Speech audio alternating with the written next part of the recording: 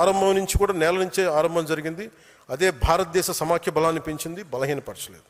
So ఇది కూడా మీకు కమ్యూనికేషన్కి భాష అనేది చాలా ఎసెన్షియల్. ఇది మీరు ప్రజలకి మీరు రేపొద్దున నాయకత్వం తీసుకున్నప్పుడు తెలియాల్సిన అవసరం ఉంది.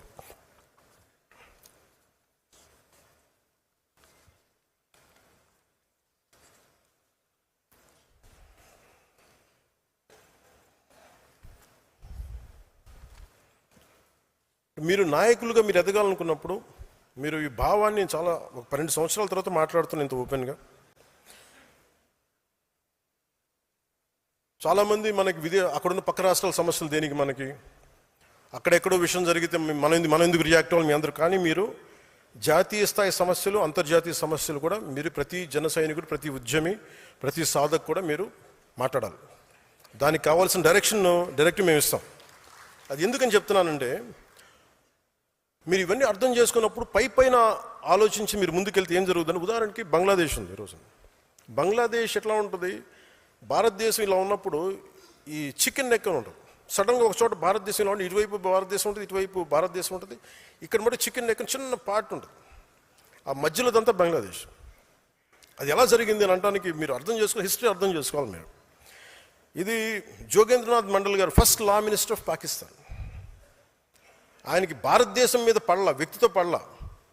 అందుకని ఆయన నేను పాకిస్తాన్తో కలిసి వెళ్ళిపోతానని చెప్పి ఆల్ హిందూ డామినేటెడ్ డిస్ట్రిక్ట్స్, మత ప్రాతిపాదికన దేశం విడిపోయినప్పుడు 90% ఉన్న హిందూ పాపులేషన్ జిల్లాలని బంగ్లాదేశ్లో కలిపేశారు. ఆయన నమ్మారు. ఆయనకి వెళ్ళి చూస్తే కొద్దిగా ఒక 2 నెలల తర్వాత సొంత ఊర్లో ఆయన మనుషులను చంపేశారు మత కలహాల వల్ల. ఆయన కుటుంబం చిన్న భిన్నం అయిపోయింది. ఆయన కజిన్స్ చచ్చిపోయారు. ఆయన కాందీసుకుడిగా వచ్చి చచ్చిపోయాడు కలకత్తాలో. అంటే ఒక నాయకుడు వ్యక్తి మీద కోపంతోటో లేదంటే ఈ దేశం ధర్మం మీద కోపంతో అటు వెళ్ళిపోతే ఏం జరుగుతుందో మనం చూసాం. అందుకని మీరు ప్రతి సంఘటన వెనుక నేను మాట్లాడుతున్నప్పుడు దానికి చాలా హిస్టరీ చదివి ఉంటాను, నేను అర్థం చేసుకుని ఉంటాను, మేధావులతో మాట్లాడుంటాను. అందులో నేను ఒక మాట చెప్పినప్పుడు ఇది ఉట్టినే చెప్పడు అన్నది మీరు కావాలి. మీకు ఏదైనా డౌట్స్ ఉంటే నేను మాట్లాడుతాను, వాటి గురించి మీకు తెలియజేస్తాను. అందుకని ప్రాంతీయ పార్టీ అనేది ఒక జాతీయవాదాన్ని విస్మరించకూడదు. కేవలం ప్రాంతీయతతో కూడిన బెనిఫిట్సే చూసి మీరు జాతీయవాదాన్ని వదిలేసి ఇలాంటి సమస్యలే వస్తాయి. అందుకని ప్రాంతీయతని గౌరవించే జాతీయవాదం, ఎనీ యాంటీ ఇండియన్ రెటారిక్, భారతదేశాన్ని విచ్ఛిన్నం చేసే ఎలాంటి రెటారిక్ అయినా సరే మీరు ఖండించాలి.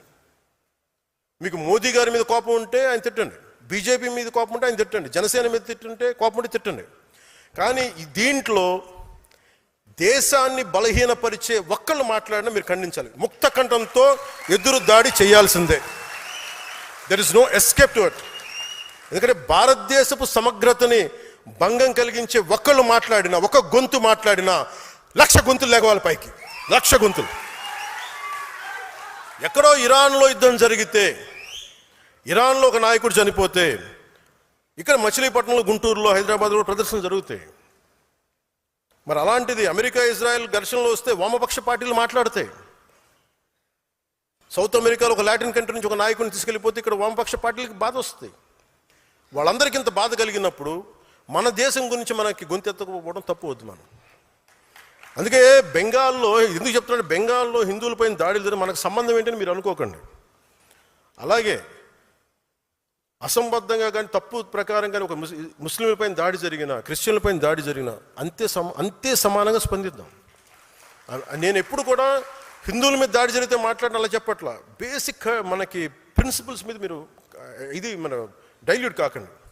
ఇవన్నీ హిస్టారికల్ బ్లండర్స్ వల్ల జరుగుతాయి. ఇలాంటి కవి సమ్రాట్ విశ్వనాథ సత్యనారాయణ గారు చెప్పినట్టుగా అన్ని అనర్థాలకి మూలం మానవ ప్రవృత్తి హేతువు కానీ, అతని కులం కానీ, మతం కానీ, ప్రాంతం కానీ కాదు, వ్యక్తి నైజమే ముఖ్యం.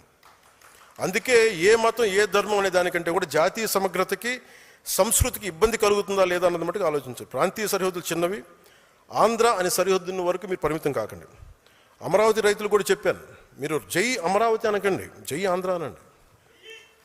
ఎందుకంటే మీరు జై అమరావతి అనే కొద్దీ మీ కష్టం మీ 30 ఎకరాలకు వెళ్ళిపోతుంది, 33,000 ఎకరాలకు వెళ్ళిపోతుంది. మీరు జై ఆంధ్ర అన్నప్పుడు 5 కోట్ల మంది ప్రజలకు వెళ్తుంది, మీ బాధ తెలుస్తుంది.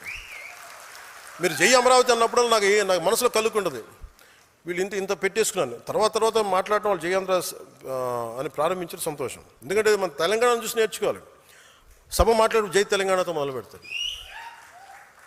అలాగా తెలంగాణకి తమిళ ప్రైడ్ ఉంది, తెలంగాణకి జై తెలంగాణ అని ఒక నినాదం ఉంది. అలాంటి గర్వం కాదు, కానీ అలాంటి కనెక్టెడ్నెస్ ఆంధ్ర వాళ్ళకి లేదు. ఆంధ్రాకి ఏముంది అంటే కులం ఉందా ఏముందో తెలియదు నాకు. ఈరోజు కన్ఫ్యూషన్ నాకు ఆంధ్రాకి సంబంధించి. ఏమో చూడాలి. సో అంటే 11 సీట్లకి పరిమితమైన వాళ్ళు కూడా మన మీద